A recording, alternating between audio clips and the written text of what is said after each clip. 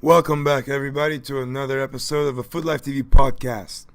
We're going to cover all the games that have happened over the weekend and talk about the Champions League draw and the teams that are going to be playing against each other. It's going to be a very interesting one. So, let's get right into it. Starting with the Premier League, of course, we had over the weekend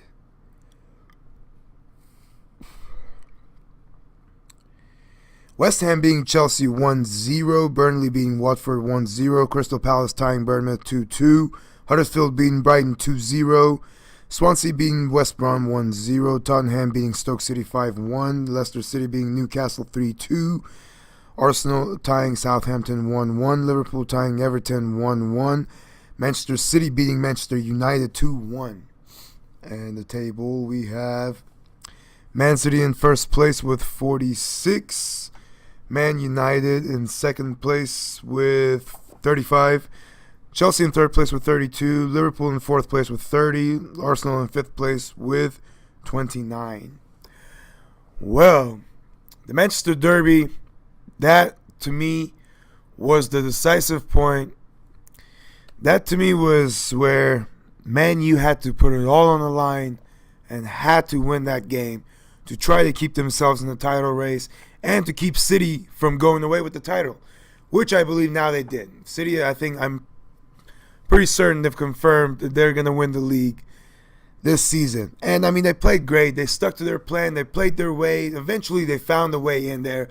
Man U did what they could. Man U had chances as well, and it just didn't go well for them. Manchester City is just too strong this year. And everyone's on board with the same plan. Everyone's on the same page, and that's what's making the difference. They can attack. They're very good in that midfield and that attack. De Bruyne is just fantastic. Silva is just fantastic. These players really showed why they're world-class players. In big games is where you count on your big players to step out the most and prove their worth. And the Man City players certainly did. And some of the Man U players did not. In my opinion, Lukaku had a nightmare of a match. It was absolutely horrible. His touch was awful. His touch was absolutely off. He couldn't keep control of the ball. He couldn't dribble. Nothing was going his way. And it was just a horrible night for him. It really was. And you really needed a player like that, a big force in that box. And he just wasn't there. And Ibra, I believe, wasn't 100% fit, obviously. And he did come on, but it was a little too late. By the time he warmed up, it was pretty much over, It was a fun match. It was an entertaining match, but City is just a very good team. They really are. They have skillful players. They have players that can pass, shoot, score. They're playing great football. And Aguero wasn't even on the field. Man U was missing Pogba, who really would have made a difference, I think, who would have been very good, someone that they really needed. But unfortunately he was suspended, unavailable. But, both teams had players that were unavailable. But it was a fun match, like I said, and Man U did have chances to come back, and they just couldn't put it away. Great saves by the Man City goalie, and it was fun football, though. It really was a fun match. And that puts Man City clear 11 points, which are now pretty hard to catch. And it's tough. It's pretty much their season. They pretty much finished this up. Everton and Liverpool tied 1-1. The Merseyside Derby.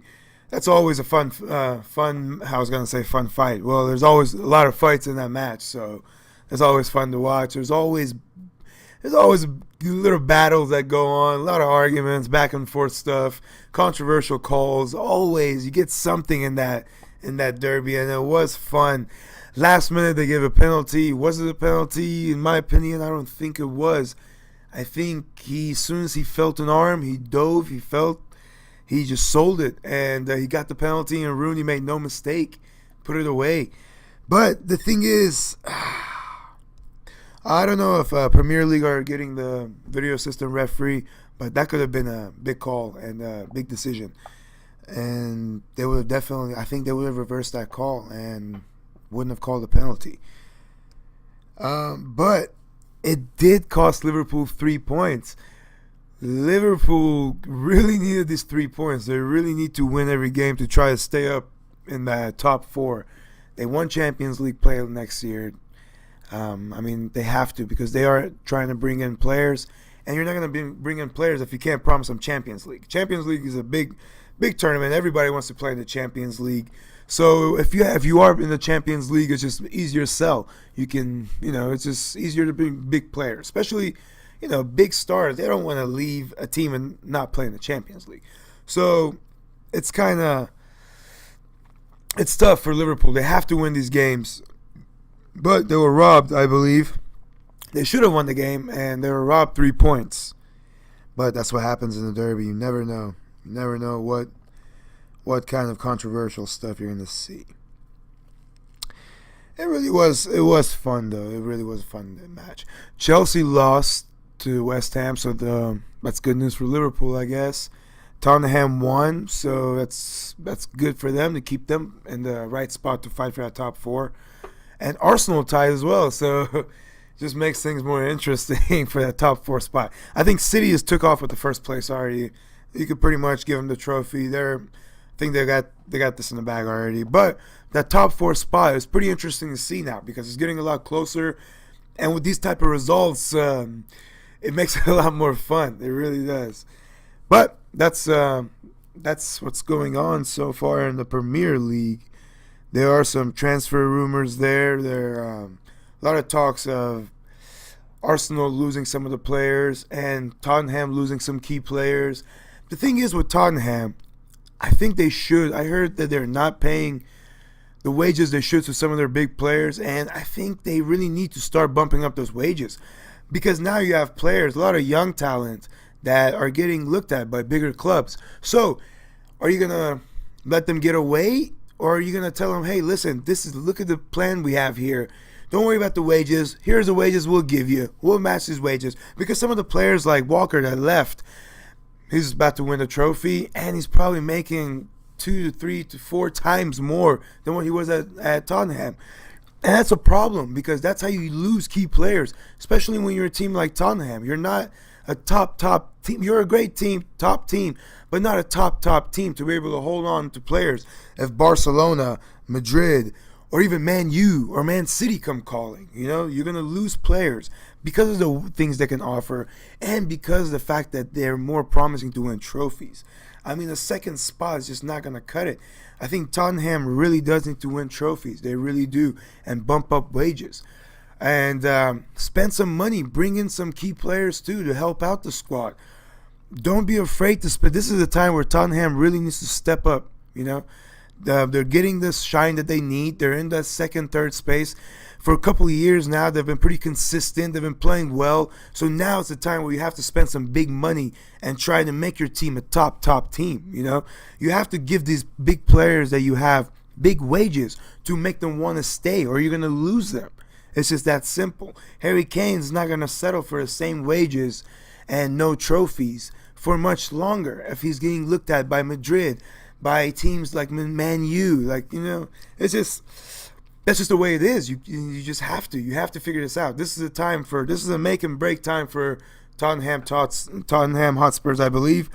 And they really need to step up, spend some big money, keep some of your big players in there, give them big hefty contracts with big money, big wages, to try to be more consistent and spend more money in transfer windows, bringing in some key players to try to win some trophies. Right now, you have to win trophies. You have to get the recognition. You have to get that.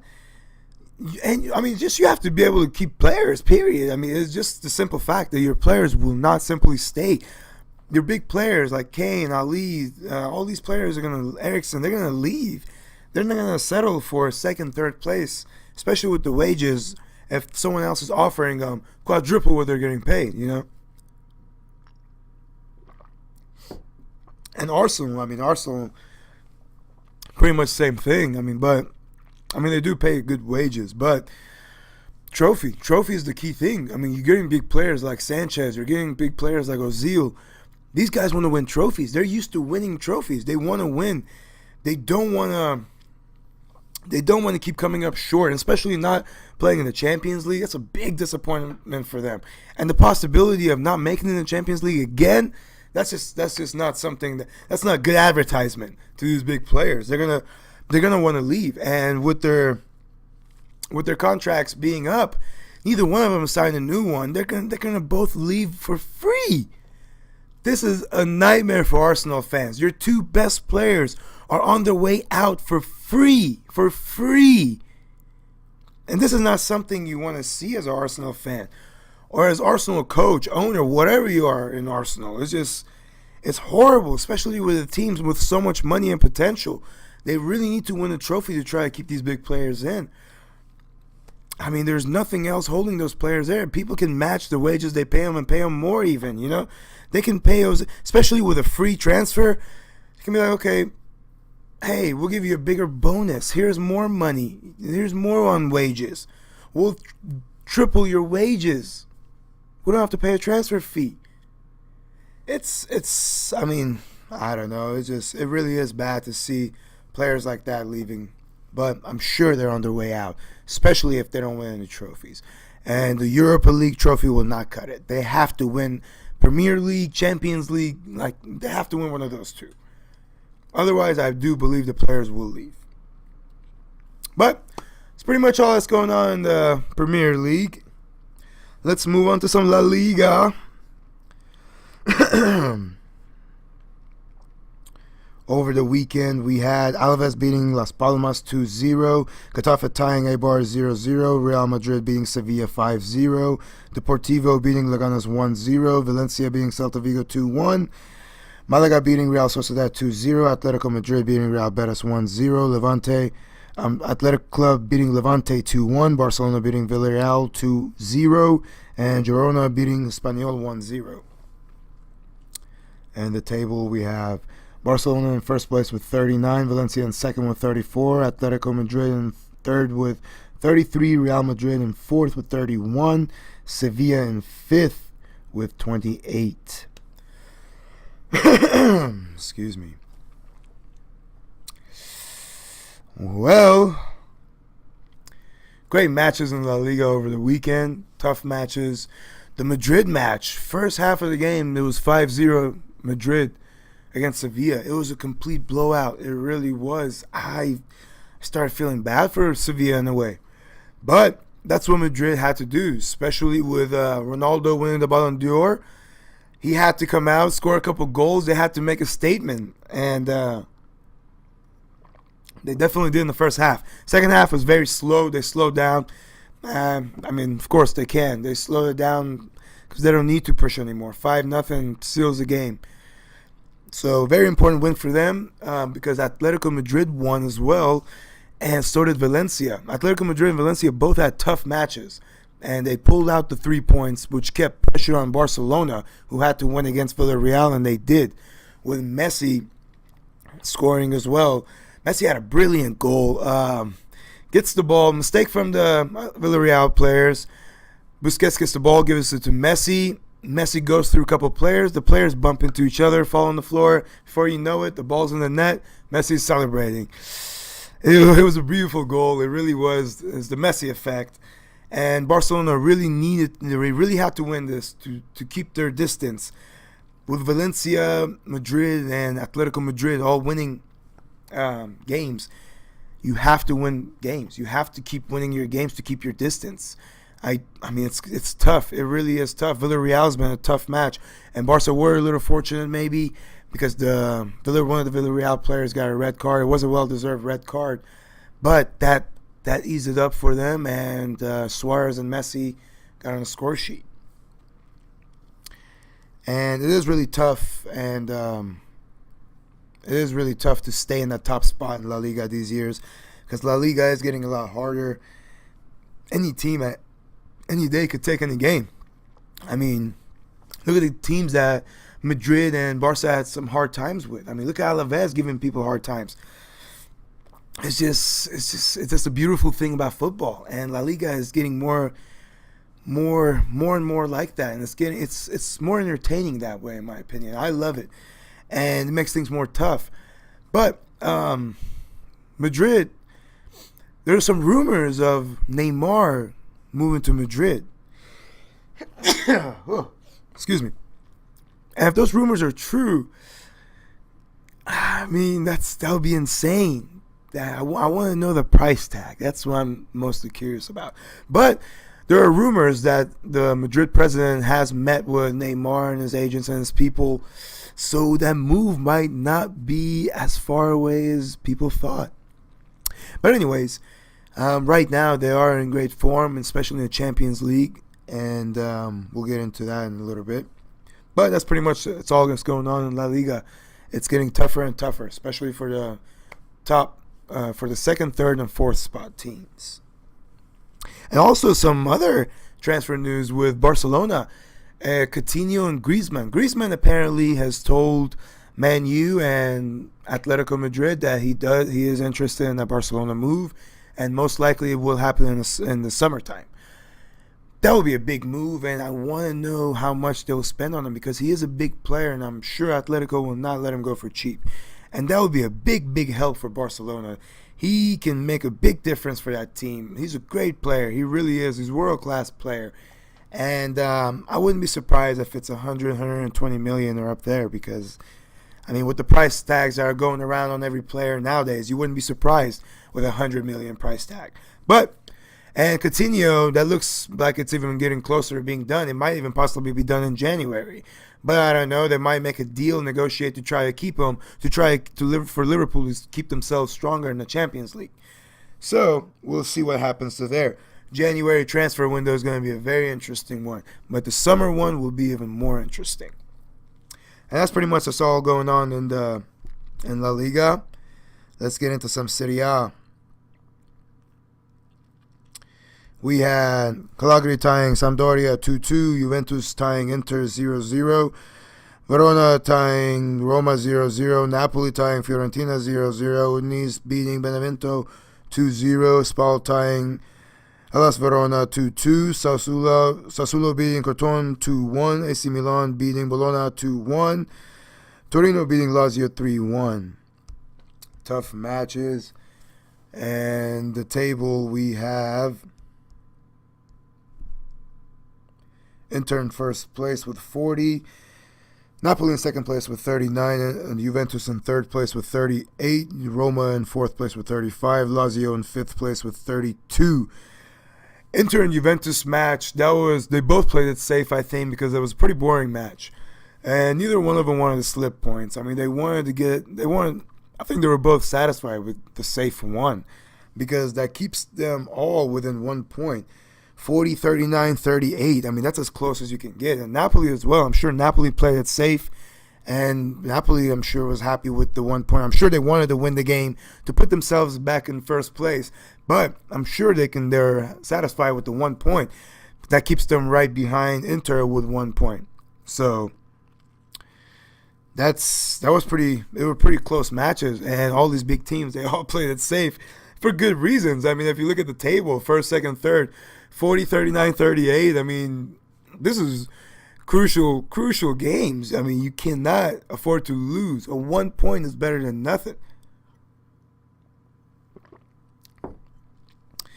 But it was a few boring matches, and AC Milan with the win, and Gattuso very excited and very happy for his team to finally get back on track a little.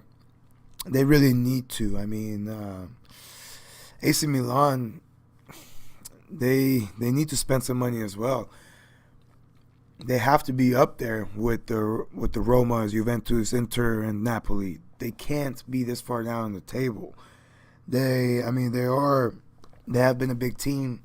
They have the money. I think they need to spend it. They really do. They need to spend money, bring in some key players, some big players, and try to compete because, it'll be interesting to see Inter and in Champions League. And AC Milan needs to have big enough players to be in the Champions League because I don't think Inter has the depth for Champions League yet. They have to spend some money if they're going to be in the Champions League, which I'm sure they're planning on doing. But AC Milan needs to be up there as well. I mean, these are teams that are huge in Italy, and it's sad to see them being in 8th, 9th, 7th. But that's how it is. But I guess they're on the right track if they're winning. They won the game, and hopefully they can keep it up. And that's pretty much what's going on in the Serie A. Let's move along to some Bundesliga.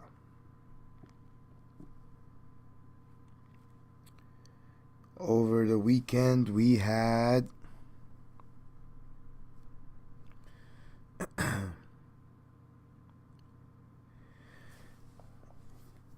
Bayern Leverkusen beating Stuttgart 2-0. Werder Bremen beating Borussia Dortmund 2-1.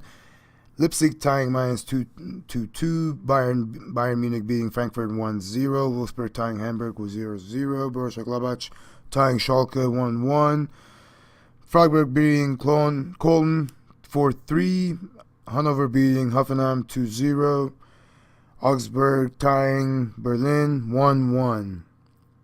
And the table we have Bayern Munich in first place with 35. Leipzig in second place with 27. Schalke in third place with 26. Borussia Gladbach in fourth place with 25. And Bayern Leverkusen in fifth place with 24. Frankfurt did not make it easy for Bayern. But Bayern came away with the 3 points. And now they're home safe, basically. I mean, they're pretty much gone with the title as well. Bayern, PSG, Man City so far, and Barcelona looks like they're the title winners in their league. And Bayern has just turned their bad form around, and they continue their winning streak. Their winning their winning streak. And Dortmund, unfortunately, same thing as they have been, horrible form. And they lost again. I mean, it's the same thing over and over for Dortmund. They just keep getting beat left and right lately. What the hell is going on? The Dortmund coach is gone for good reasons. I mean, what are you doing? You came to a team that was winning, and now you're losing it's been a nightmare for Dortmund and Dortmund fans. And it's crazy to see how well they were doing. I keep saying it, but it's just because I can't believe it. They were in first place doing so well, and then just, boom, crashed. And Bayern just turned around their bad form and just been winning, and playing fantastic. I mean, Champions League and in the league. They really have been, and they turned things around. They're in first place, and now they're pretty much winners. And that's it. See how quick that team, like a team like Bayern, I mean, that's how it is. Like, if one team does not stay consistent, a team, especially if you have a hungry wolf like Bayern behind you, you cannot afford to be in such bad form. And like, it's not 1 or 2 games. They've lost like 6-7 games or tied in a row now. Dortmund it's ridiculous. And if you have Bayern coming chasing after you, it's a no-brainer. If you lose points, they're gonna catch you fast. And they have, and they won the league, and there's nothing else to say about the Bundesliga. Bayern are a dominating team, and I mean, it's good. It's good news for them and Bayern fans. So, yep. Moving on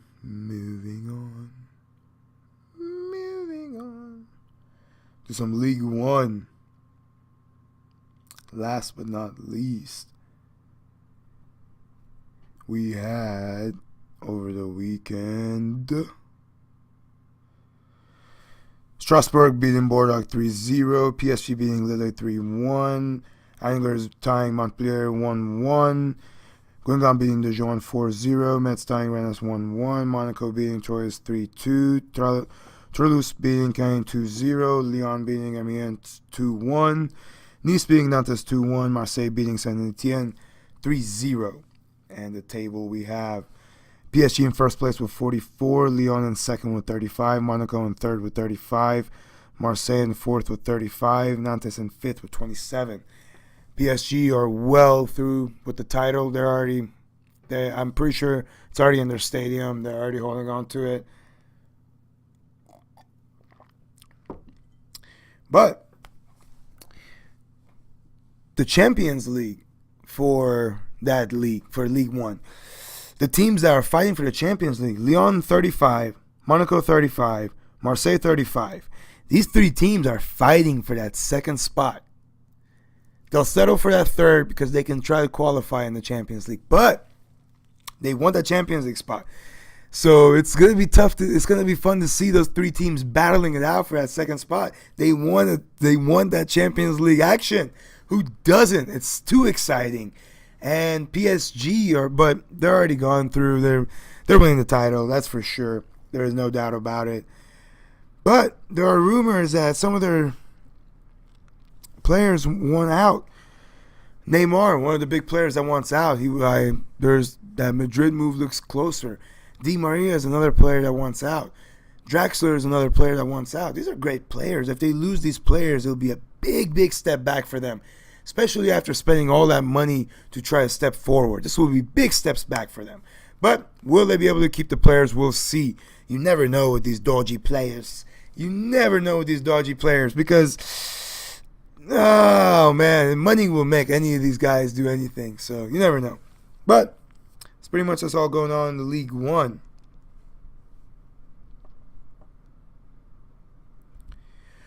Champions League draw. Let's get into that.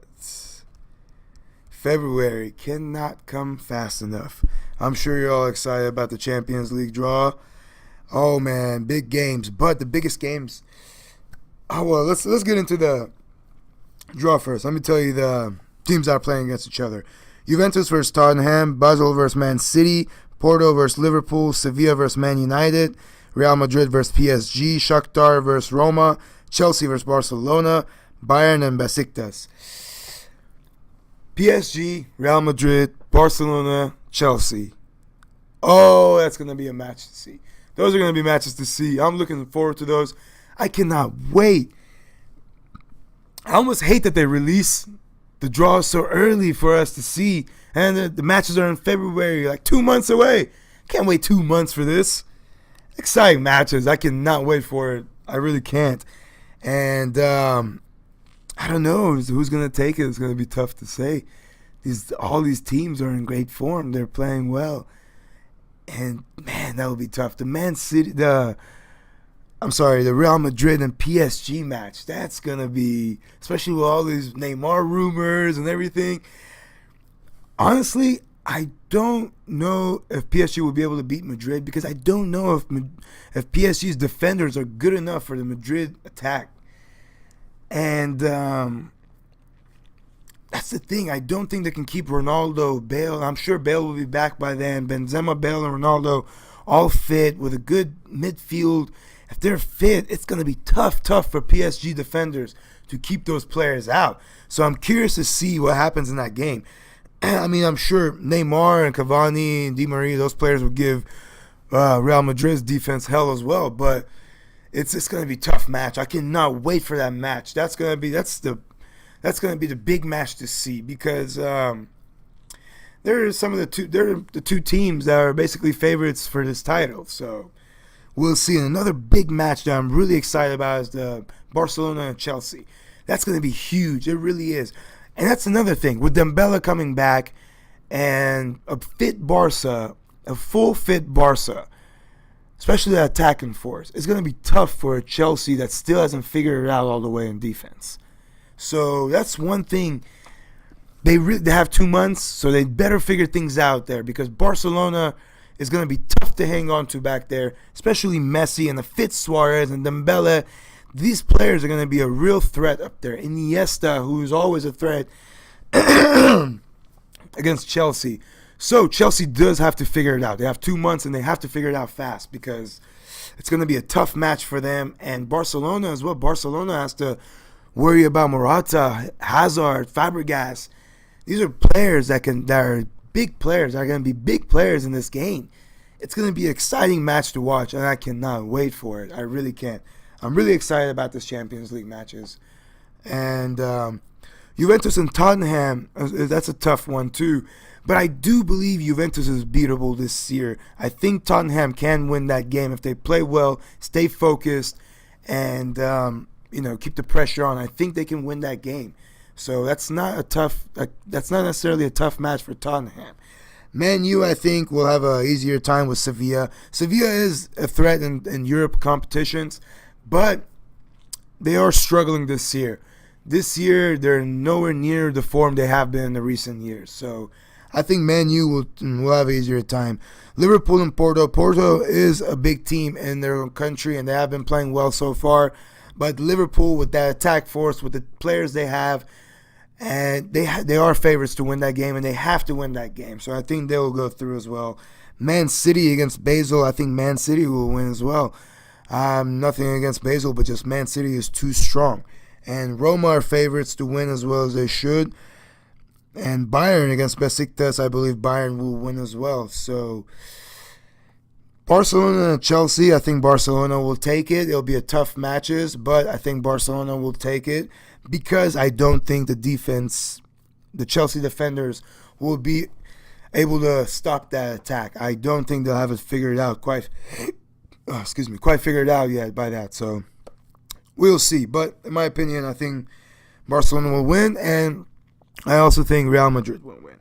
So I think Tottenham, Man City, Liverpool, Man U, Real, Roma, Barcelona, and Bayern will be the ones going through. Let us know who you think will be going through. I mean, who am I to say who's going through? These are just my opinions. And don't make bets or cuss me out over these opinions. But those are the teams that I think are going through. So let us know who you think are going through. And that's pretty much it in the Champions League. So let's get into the Dive of the Week segment. The Dive of the Week segment, I had to give it to Dominique Calvert-Lewin from Everton with the dive against Liverpool. As soon as he felt the touch, he just, with the dives, when you stick out your chest and do the face that you make when you're, I don't know. But I think it was a horrible dive. I think it was an embarrassing dive. He should have been given the yellow card at least for that. But instead he was awarded a penalty which tied them the game and got him a point and cost Liverpool the game. So that's just horrible. It really is. And maybe video assistant referee will be a good thing, but they have to do the timing right, because these type of things, especially dives in the box, they have to be punished for it. And it's disgusting to see that you will basically cheat to get an edge. That's basically what you're doing. You're cheating to get an edge. So it's horrible to see, and shame on you. And that's it for that segment. And now keeping up with the legends. Today's legend is Romario. Romario, fantastic player, goal scorer, skills, just everything. He really was a fantastic player. And he got into politics after football, surprisingly, and was elected in the Chamber of Deputies. And he was actually really against the World Cup that was in Brazil. He was really pushing for that not to be in Brazil. He said that it was just put all types of accusations out there. Really didn't like Blatter and people associated with that. And he even made accusations that the World Cup of 2018 was stolen from England and sold to Russia. With a corrupt FIFA, then with Blatter and those guys who are known corrupt, man. Who knows what happened, who got sold to what? No one's surprised. I'm sure. Nobody's surprised. I'm definitely not. But he really is outspoken about those things, and he worked his way up to to being for the Brazilian Senate. So he's a senator, and he's actually got the highest votes ever from Rio de Janeiro. So from anyone from that place. So that's big accomplishments for a football player from Brazil. Just going into politics right after that, and then working his way up to being the senator there, and so outspoken. And he really was. He has great character, and I'm sure he's there for a reason. He really was a great man, in my opinion, from everything I saw from him off the pitch and on the pitch. And I mean, he really is a legend. He really is. And hats off to you, sir. And that's all for the Keeping Up with the Legends segment. Let us know who you want to see in the comments, and we'll do it. That's pretty much it for our show. Thank you all for joining us. If you haven't subscribed, please do so. And follow us on Facebook and Instagram at Futlife TV, and on Twitter at Futlife TV 1. And we have all the games, the schedules, and cool videos, pictures, and all types of stuff on our social media. So look out for those and follow us. Make sure you subscribe. Hit the subscribe button. It's free. It doesn't cost anything. So do it. Thank you all for joining us, and we'll see you next time.